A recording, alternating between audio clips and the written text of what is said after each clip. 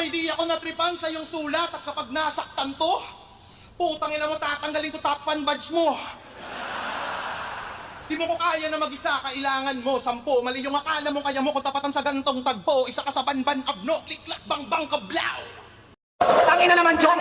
Tapos sasabihin mong utak mo ginamit kung bakit nag-champion kayong dalawa. Talagang nakakaduda. Kasi parang wala ka namang isip na ginagamit sa tuwing may battle ka na mag-isa. Alam nyo ba?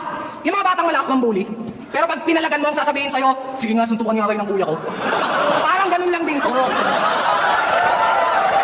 Biglang umangas nung nagkatuuan ko. Nung battle yun nila Luni, puta sobrang yabang mo. Pero yung pinuprot, si Ismag. Tapang-tapangan ka patuwag. Akala mo papalag, pero yung buntot nakabahag. Itong pusi, umastang may bayag.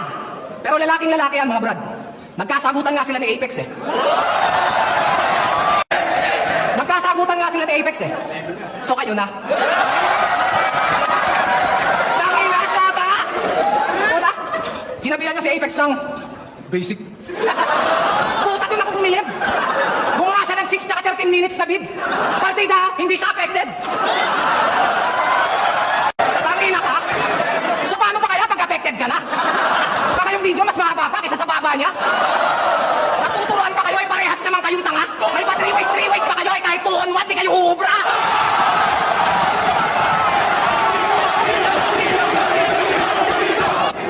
O baka issue na naman?